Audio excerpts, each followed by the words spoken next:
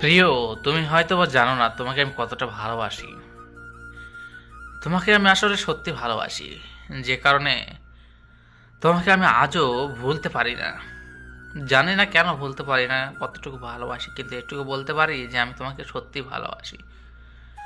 তুমি আমাকে ভুলে গিয়ে তুমি হয়তো সুখে রয়েছো, তুমি কোথায় আছো জানি না, কিন্তু এই মনটা আমার তোমার কাছেই রয়েছে। আমার মন বলে তুমি ভালোই আছো। কেননা কারণ তুমি আমাকে তো মনেই করো না। তুমি সুখে যদি না থাকতে, তাহলে তুমি আমাকে একবার হলেও মনে করতে। ভালোবাসা মানুষগুলো ঠিক এমনই অপরাধী হয়ে যায়। মানুষ কোনো কিছু না বলেই আপনার জীবন থেকে সব সময় দূরে থাকবে, এরই নাম ব্যর্থতা।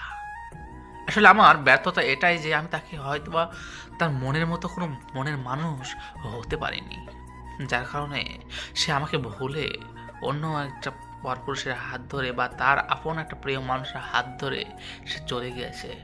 পাখি এমনই, পাখি যেখানে থাকে তার থেকে একটু ভালো পজিশন বা ভালো মানের বাসা বা ভালো মানের পাখি পেলেই ফরত করে উড়ে চলে যায়।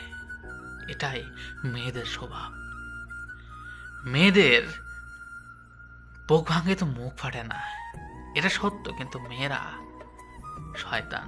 তাদের ভিতরে এত পরিমাণ শয়তানি বুদ্ধি থাকে যা আপনি কল্পনা করতে পারবেন না। একটা পুরুষের মধ্যে এতটা প্যাস বা এতটা শয়তানি থাকে না।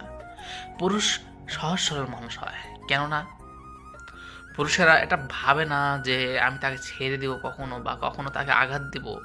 কিন্তু আসলে কি জানেন, মেয়েদের ভিতরে সবসময় এটাই কাজ করে যে আমি কখন একটি নতুন একটা মেয়ে, নতুন একটা ছেলে বা নতুন একটা মানুষ, নতুন একটা প্রিয় মানুষকে খুঁজে একে ছেড়ে দিয়ে চলে যাব।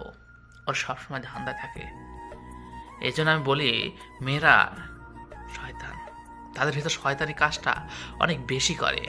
কিন্তু একটা ছেলে যখন একটা মেয়েকে ভালোবাসে, তাকে মন থেকে প্রাণ থেকে ভালোবাসে, তাকে কখনোই ছেড়তে চায় না, তাকে কখনো ভুলতে চায় না। আসলে ছেলেরা ভালোবাসার মর্মটা কি এটা খুব ভালো করেই জানে।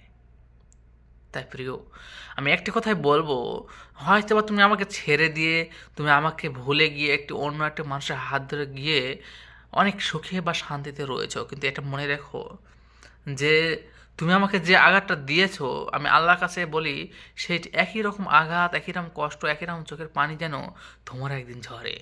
কেননা সেদিন তুমি বুঝবে যে অবহেলিত মানুষটি তোমাকে কতটা ভালোবাসতো, আসলে ভালোবাসতো কিনা, আমি কতটা কষ্ট পেয়েছি, তখন সেদিন তুমি সেইটা বুঝবে। তো আমি অভিশাপ দিচ্ছি না, আমি শুধু বলছি এটাই যে তুমি উপলব্ধি করতে পারবে যে আসলে আমি তোমাকে কতটা ভালোবাসতাম। সুখে থেকো প্রিয়, ভালো থেকো।